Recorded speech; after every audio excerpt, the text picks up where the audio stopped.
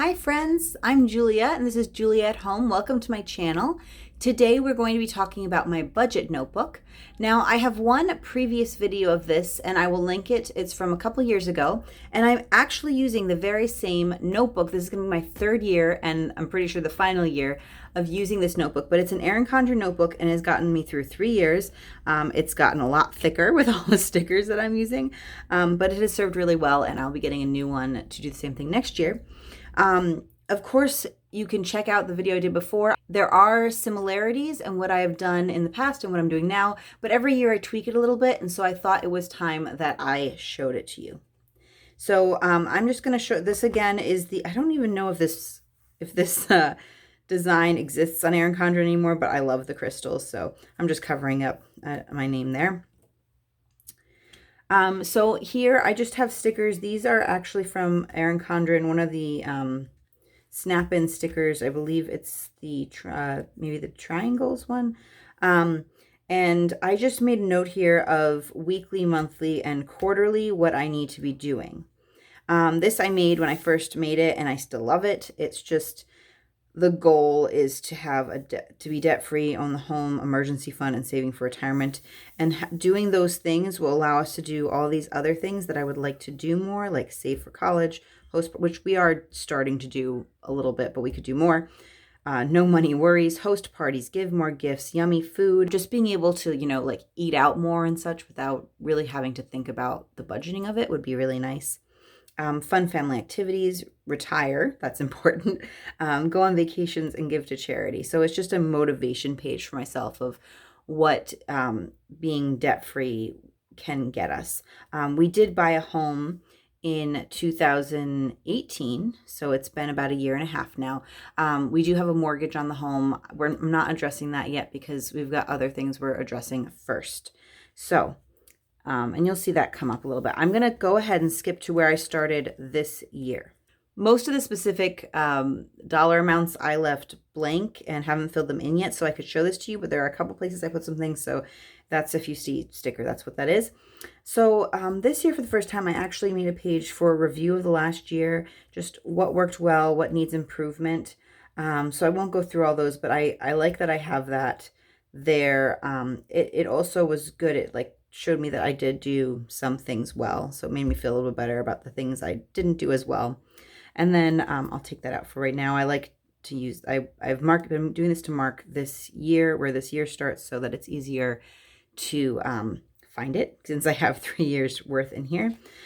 These are our baby steps. I like to rewrite this every year just to think about it. And it's mostly based off of Dave Ramsey's baby steps, but I also read The Automatic Millionaire, which gave me some ideas and some other things. So it's not exactly Dave Ramsey's plan. But it's, emergency fund 1 month. I think Dave Ramsey only says 1,000, which I just don't feel like is enough. And then I will write in the amounts here later because I made a note. But our debt snowball, then have 3 months expenses and savings. And I made a note to myself that I'd like to get there by 2023. And notes on goals of when I want to pay these off early as well. Then putting more towards retirement, 6 months expenses and savings, so just an additional 3 months from there, more towards college, then pay off mortgage, then build wealth and give. So you can see I would like to pay it off early, but other things are going to come in first. I made a note that we can slow down for big things and it's okay. Like for example, we did buy a home in 2018 and just the cost of moving is a lot of money. I mean, it's several $1,000s minimum.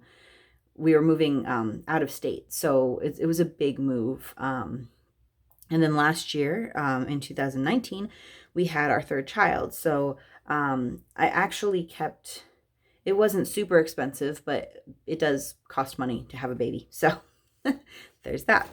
Okay, moving on. I just like to have a note of where we're starting the year. So again, I actually made a note on a card, since we are well into January now, of where we were starting on these things, so I can just put it in here. Then most of these stickers are Erin Condren. I ended up getting the but I don't know if it's a budget or finance sticker, extra stickers. This is from the gratitude stickers, and I think this one might actually be a Cultivate What Matters sticker. This is Cultivate What Matters washi tape as is this, and then the rest of these are all different Erin Condren stickers. I have a lot of sticker books and stuff. So if you're wondering where I got a specific sticker, you can comment below and ask, and I will figure out where that specific sticker is from for you, which book or anything. And then these are my goals for this year. I want to do a budget check-in each month. Save for, we're going to do a road trip this year to go to my youngest sister's college graduation, and then other big items. Save 1 month in expenses, pay off the credit card and don't add more, open a college savings account for my newest baby. I tend to open them when they're around 1. I give myself that kind of grace year, but if I could do that by the end of the year, that'd be good. Track garden, homeschool expenses rather, and you'll see that again later. Reduce our food expenses, track and reduce additional electricity usage. Hopefully we can bank more this summer by using less electricity. Some of it I can't control, like I can't control how much sun we get. So there's that. And then I want to be able to add sinking funds, but we have to like get things under control so that I can add them, if that makes sense. Then this is for savings, and I put a couple things I want to do savings for here. This is our emergency fund, and I'm just doing this in pencil because it kind of goes up and down as things happen, and hopefully these ones won't. So these are the things I know I want to save for at this point, and then if we get through all these and I want to add more, I left, I have a little space down here, and I left another page. I'm not sure exactly what's going to turn out looking like this year. It's always hard to know exactly what's going to happen with finances sometimes, because some of it depends on like bonuses and taxes and things like that. So, and then these pages are for our loans. So we have a personal loan. I've mentioned before is mostly from medical stuff, from dental stuff. So, I believe I saw this on Gen Plans or a version of this. So I'm going to try this of, I'm going to mark where we start, and then, the payments, and then where we are at the end of each of the quarters, and then where we are at the end of the year. So for both the personal loan and the solar loan, which is for our solar canopy, we pay loan payments on that, but our electricity bill is a lot lower. So it's kind of a trade-off there. And then once the loan's done, we'll just have a lower electricity bill, hopefully. That's the goal. And then for my Discover card, which is what I tend to put things on, this is where I mentioned less impulse buying is a goal of mine. I need to work on getting that done. So instead of doing like the same thing as these loans, I decided to do a little chart, and I'll hopefully it'll just go down instead of going like this. And this page is for investments. Got the retirement account that my husband has through his employer. I have a Schwab account where I just invest here and there, and then college savings. In this way, I had it before that I would try to track it every month, and I just didn't. So I thought it'd be more doable to try to do a quarterly tracking of some of these things. Because I don't need to track it every month, but just knowing where I am quarter by quarter, it's just nice. Just nice to know. And then here is what I did this year for variable expenses. Now, of course, these aren't all of our variable expenses, but these are ones that I want to track. So I ended up adding a page last year for some of these. There's water, oil for heating, plow/mow. We have the same guy who comes and plows our driveway during the winter and mows during the summer, and pellets. So not all these things pop up every single month. Water is usually quarterly. Oil, I think we get usually 3 to 4 times a year, but it's not necessarily quarterly. It's when we are low. So we obviously use more during the winter than we do the rest of the year. And then this tends to be more consistent because it's plowing and mowing. And then pellets, I actually last year, I think only purchased once. So yes. So I'm just going to mark down when that is though as well. And then property taxes, home insurance, car insurance, and car maintenance. Our sinking funds. These are all actually sinking funds, which you will see later. But this is a way to track overall what's happening over the year so that I can make sure that the amount I'm putting in monthly into the sinking fund is appropriate. So we've got expected and actual here as well. And up here, I just noted like the expected, and you can just see that. But this one, I don't know. I've decided to cover the property taxes and such. This side is for food, and this side is for electric for me to track so that I can see where I am. Last year it was exciting because during the summer with our solar, our electric bill gets very low, and I didn't actually have it low enough. So, yeah, I fixed that. I fixed that this year. And I will start putting in all these. Again, it's tracking monthly for these, and the total. So I would add up the total for groceries as well as if we eat out at all. That will all get just lumped into one big what we spent on food in January. And it will go here. Let's see. So this used to be a double page spread for me, but then I was like, why? I don't need it to be. So this is just an annual expenses overview, and I just made some notes here on things I need to be aware of, like such as when our property taxes and insurance are due, and some other things that we pay for annually, like Amazon Prime and Ancestry.com. And I'm a member of Grove.co or Grove Collaborative, which I highly recommend as well. And this is a new page. So I love to read, and I find that when I'm reading a book on a particular topic, it motivates me. So I'm hoping to find some more books to read on finances to help keep me motivated. So if you have ideas of financial books that you really love, I've already read the Total Money Makeover by Dave Ramsey and Automatic Millionaire. I don't remember who wrote that, but I've read those two already. So if you have other ideas, please let me know, and I will add them to a list. I will add them to my list and hopefully get to them. All right, so after that, we're moving into the month. So I will show you, I haven't filled it in at all yet. Each month kind of looks like this. So I put in my income up here, our income. I put in our income up here, and then I end up putting expenses like that happen every month here. So things like our internet, or for entertainment, we have a couple subscription things on Amazon Prime, like PBS Kids, and heating, and all that, the kind of stuff that happens every single month goes here, and I mark how much it was. And then I track food here, so every time I go to the grocery store or we eat out, it'll be noted on here, and then at the end of the month I can tally it all together. And then other expenses, so things that don't happen every month, like let's say I bought some clothes for me or one of the kids or something, that would go under this section. So we have our sinking funds here. I've really simplified the sinking funds for right now. I'd like to have more so that, I just have more money available for other things. But for right now, this is what we have. There's, oh, you know what? I actually do have more than this, but I haven't written them all down. So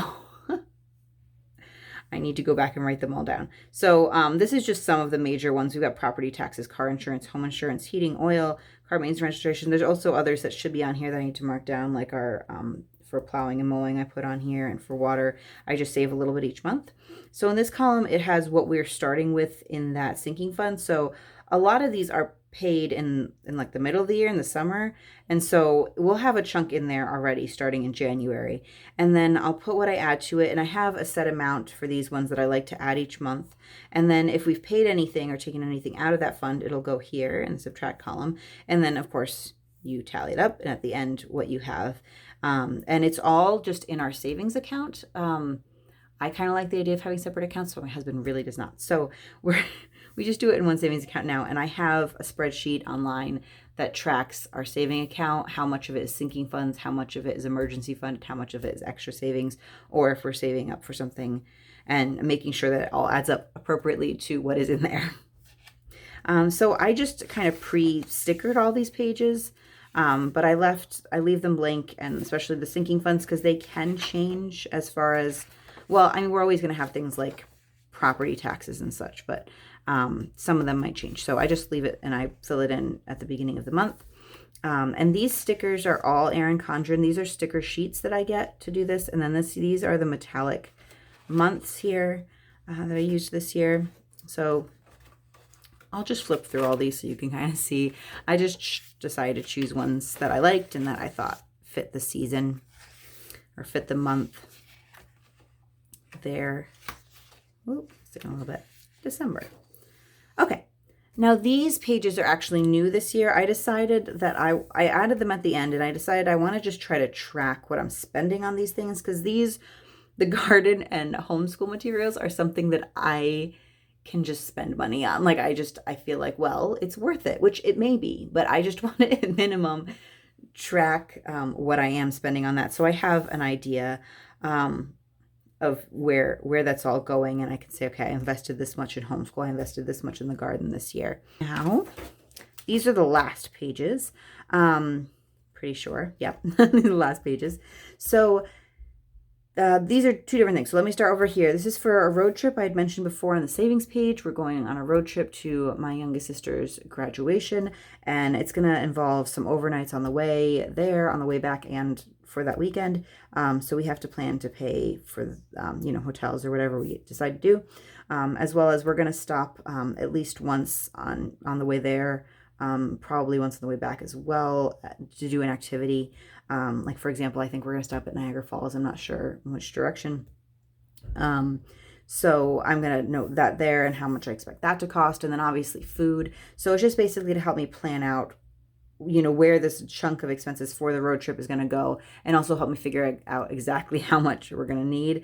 Because I'm guesstimating on the savings page right now. And once I track it out, I'll have a better idea.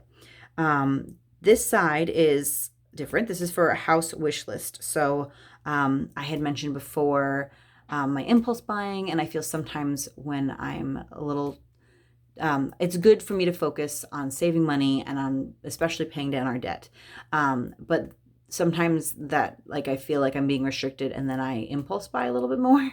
And there are some areas of the house that just frustrate me and honestly can contribute to my anxiety. And so I would like to work on those areas, but I want to be smart about it. So I'm adding this wish list that will then get added to the savings list as we go. You saw the sideboard was already on the savings page, so I'm really hoping to do that this year. If we could get all this stuff this year, that would be fantastic. I don't know if we will, but we need a media center and more shelves for the playroom. Right now, all of our DVDs are still in a moving box on the floor, so it'd be really nice to get those off the floor and also just have more room for our stuff in there. The kids and my husband especially use it a lot. It's like the kids' play area where they have a lot of toys. And they do have some other places too, but that's where I try to keep a lot of the toys, and also has the TV in there. So they play games, and if they're going to watch TV, have some screen time, that's where they'll do it. At some point, I might add that eventually want to get a sectional in there. Actually, maybe I'll just sectional.